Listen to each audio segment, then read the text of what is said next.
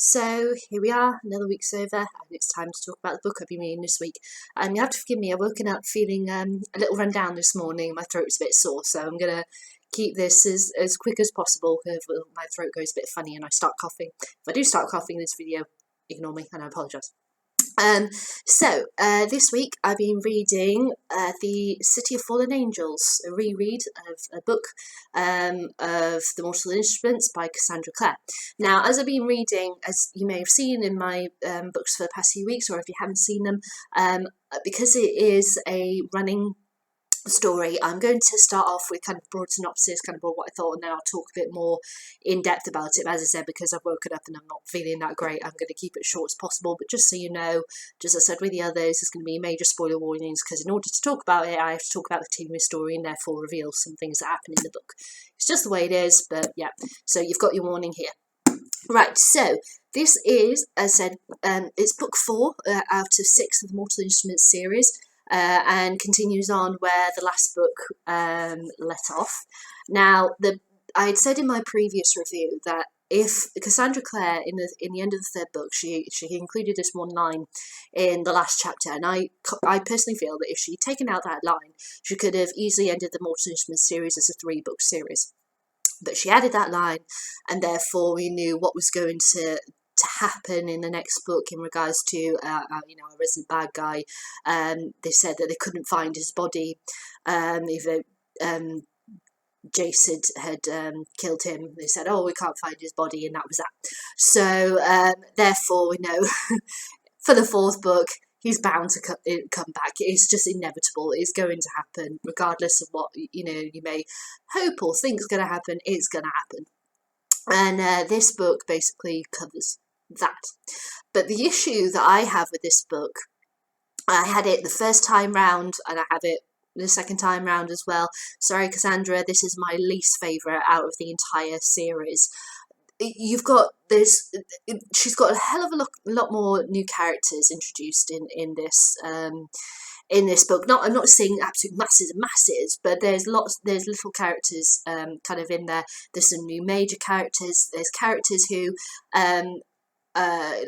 Camille, she is quite important now in the books, but she was really quite important in the prequels, and Will, who is from the prequels, is referred to in this book because Camille and Magnus knew each other then. They were, during the prequels, just set in Victorian London.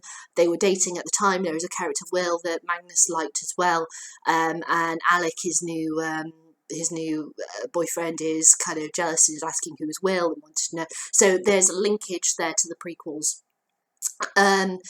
Yeah, we've got new characters, we've got new kind of situations, but overall, to be honest, I kind of felt like rereading it, and I think I must have felt this initially for it to be my least favourite book of the series in regards to, okay, when's this going to stepping up? When are we going to get more, bold plot happening? When's it going to happen?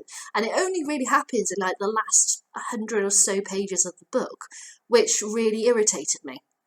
Because I think it's kind of like, because how I said that she could have ended it at the end of the 3rd book, she's setting up all these new characters and everything to be fill the slot of the next 3. Now, in the first Mortal Instrument books, you're being told a heck of a lot of information, so you have to wait a bit for a while for the plot to start building up and everything. And it's kind of like she's followed the same structure, but she doesn't have to do all that explanation because it's already been done.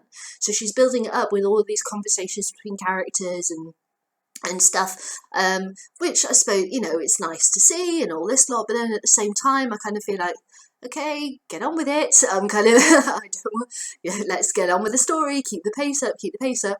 So I kind of feel like this one is quite different from the other books, and it's the first one that has a proper kind of cliffhanger ending, in regards to, you finish the last page, you're like, oh my god, but yeah, all the other books had kind of, it kind of like ending kind of like the film in regards to, oh, this is a bad guy out there. We know he's a bad guy, but let's just, carry on what we can do and be happy while we're happy and walk off into the sunset kind of a thing. That's kind of like how each of the third books has ended. But this one, it was very, dun dun dun, kind of, ending. So it's the first time, as I said, that's happened. So it's good because it's setting up the pace for the next book, where it really starts to take off. But it's just a shame that you've got this one in the middle that's just really not doing much at all. For the telling of the world, the people, the stories and everything. It's just, conversations, and then the last 100 pages, something happens. Now, when it comes to individual characters, the character who I really enjoyed rereading in this, well, two characters, say, and they're actually linked together in their stories. They're both new characters, Maya and Jordan.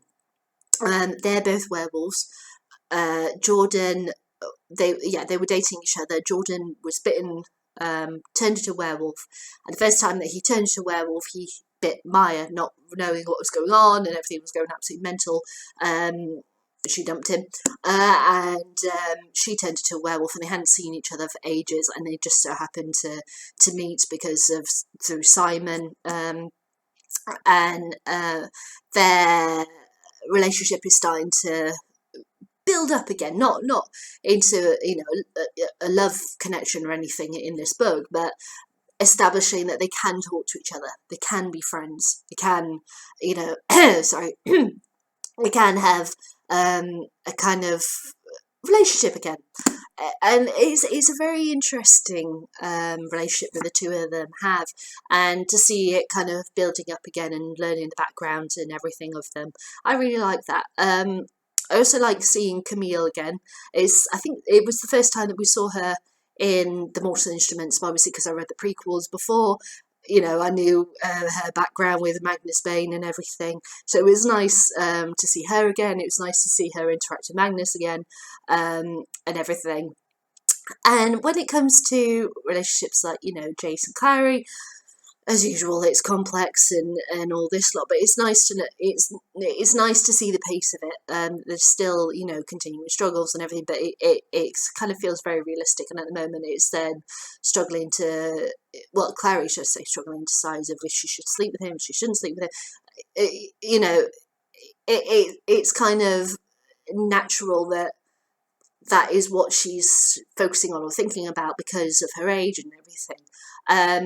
But there's not an overwhelming emphasis on it, or at least not at this point of the story.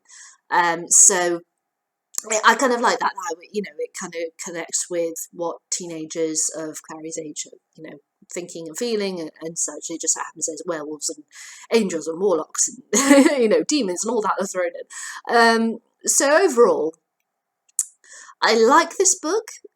I don't like the pace of it, but I still quite like it because of the new characters that are introduced in it. But for the pace of the book, for what actually happens, it's just basically a setup book. It's not. It doesn't give any charge to the story, any weight to it, like the other three books had done previously. So it just kind of feels like it's a bit of an easy read that hasn't got much substance to it, I'm afraid. Sorry, that's how I feel. I'm going to stop there because I think my throat's about to give out, so before I go into a coffee fit, I'm going to stop. So have you read this book? I'd love to know what you think. If you want to let me know what you think, then please leave me a comment. Or if you want to show what you thought of this book in other ways, give me a thumbs up or a thumbs down. Entirely up to you. I'd love to hear what you think of this book. I'll do a separate video as usual announcing what the next book will be, which will be the next Mortal Instruments book. But yeah, as I said, a good book, but not much substance to it. But please let me know what you think, and I'll be back soon. See ya!